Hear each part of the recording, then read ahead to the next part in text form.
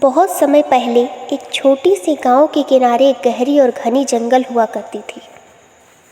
इस जंगल के बारे में गांव के लोग कहते थे कि वहाँ एक खतरनाक और डरावनी चुड़ैल रहती है। उसका नाम था कालिका और वह सदियों से उस जंगल में रह रही थी। गांव के लोग उसे कभी देख नहीं पाए थे, लेकिन उसकी कहानियाँ पीढ़ी दर पीढ़ी सुनाई जाती रही थी।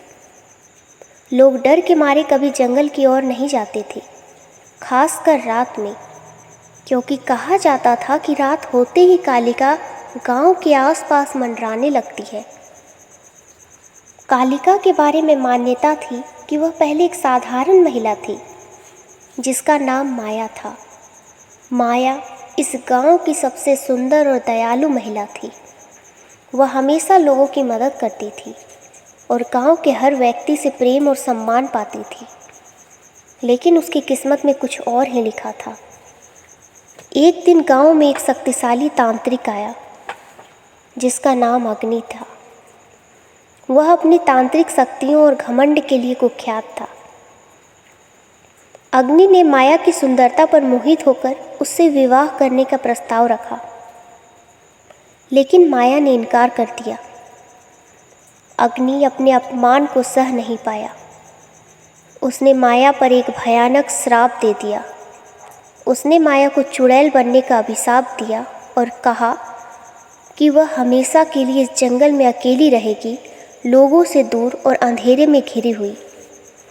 उसकी सुंदरता को कुरूपता में बदल दिया गया और उसका दिल, जो पहले प्रेम से भरा था, वह अब नफरत और क्रोध से भर गया। माया अब कालिका बन चुकी थी और वह दिल में बदले की आग जलने लगी। अब वह उस तांत्रिक को खोज रही थी जिसने उसे वह श्राप दिया था, लेकिन अग्नि गायब हो गया। कालिका ने अपने श्राप के कारण गांव से दूरी बना ली, लेकिन उसकी उपस्थिति हमेशा गांव पर एक काले बादल की तरह छाई रहती। गांव के लोग इस डर से जीते थे कि अगर किसी ने उसे क्रोधित कर दिया तो वह उसके परिवार पर अपना कहर बरपा सकती है। गांव के लोग हर वर्ष एक विशेष दिन पर जंगल के पास जाकर चुड़ैल को प्रसन्न करने के लिए बलि चढ़ाते थे। उनका मानना था कि ऐसा करने से कालिका उन्हें नुकसान नहीं पहुंचाएगी। लेकिन एक साल गांव में एक युवा लड़का आया जिसका नाम राजू था। राजू को इन अंधविश्वासों पर विश्वास नहीं था। वह शिक्षित और समझदार था और वह चुड़ैल की कहानियों को सिर्फ एक अफवाह मानता था। जब गांव के बुजुर्गों ने उसे जंगल में बलि चढ़ाने की रस्म के बारे में बताया तो उसने इसका विरोध किया। उसने कहा, यह सब बकवास है। हमें डर के कारण अंधविश्वास का पालन नहीं करना चाहिए। अगर चुड़ैल सच में है तो मैं खुद उसे देखने जाऊंगा। गांव के लोग राजू की बातों से डर गए। उन्होंने उसे समझाने की कोशिश की कि जंगल में जाना खतरनाक हो सकता है, लेकिन राजू ने किसी की बात नहीं सुनी। उसने ठान लिया कि वह जंगल में जाकर इस चुड़ैल की सच्चाई का पता लगाएगा। उस रात जब पूरा गांव सो रहा था, राजू ने अपनी तलवार ली और जंगल की ओर चल पड़ा। जंगल घना और अंधकारमय था। राजू के कदमों की आवाज़ सुनाई देती, लेकिन चारों ओर का सन्नाटा दिल दहला देने वाला था। राजू ने अपनी तलवार कसकर पकड़ रखी थी, लेकिन उसके दिल में कोई डर नहीं था। वह जंगल के अंदर गहराई तक जाता गया। कुछ देर बाद उसे महसूस हुआ कि कोई उसका पीछा कर रहा है। अचानक एक ठंडी हवा का झोंका आया और उसके सामने एक काले कपड़ों में लिपटी हुई डरावनी आकृति खड़ी हो गई। वह कालिका थी। उसकी आंखें जल रही थी जैसे वे अंगारे हों और उसका चेहरा विकृत था, लेकिन उसकी आंखों में एक गहरा दुख और क्रोध छिपा हुआ था। राजू ने तलवार उठाई और बोला, अगर तुम सच में चुड़ैल हो तो बताओ, तुम यहाँ क्यों रहती हो? क्या तुम वाकई गांव के लोगों को नुकसान पहुंचाना चाहती हो? कालिका की आंखों में अचानक कुछ नरमी आई।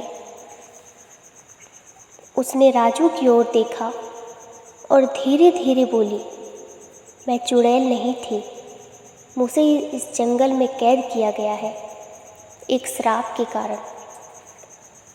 मुझे उस तांत्रिक ने श्राप दिया था जिसने मेरे जीवन को नष्ट कर दिया। मैं नहीं चाहती थी कि गांव के लोग मुझसे डरें, लेकिन मुझे कोई रास्ता नहीं दिखता। मेरे पास बदला लेने के सिवा कुछ नहीं बचा। राजू ने कालिका की कहानी सुनी और उसकी पीड़ा को महसूस किया। उसने कहा, अगर तुम सच में इस श्राप से मुक्त होना चाहती हो तो मैं तुम्हारी मदद कर सकता हूँ, लेकिन पहले तुम्हें अपने दिल से नफरत को मिटाना होगा। बदले से किसी का भला नहीं होता। कालिका कुछ देर चुप रही, फिर उसने एक गहरी सांस ली। उसकी आंखों में आंसू बहने लगे। मैं इस दर्द से थक चुकी हूँ, उसने कहा। अगर तुम मेरी मदद कर सकते हो तो मैं तैयार हूँ।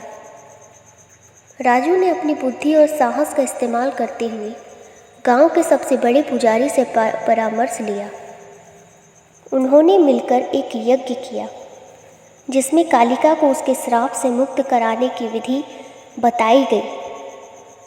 यज्ञ के अंत में कालिका ने अपनी सारी नफरत को त्याग दिया और अपने पुराने जीवन को वापस पाने की इच्छा व्यक्त की।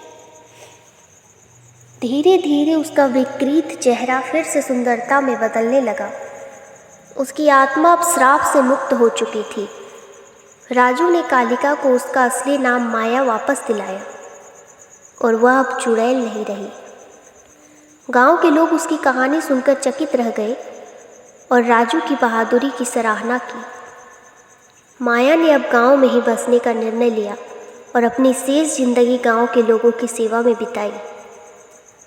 इस प्रकार एक श्रापित चुड़ैल की कहानी खत्म हुई और एक नई शुरुआत हुई सच्चाई, साहस और करुणा की।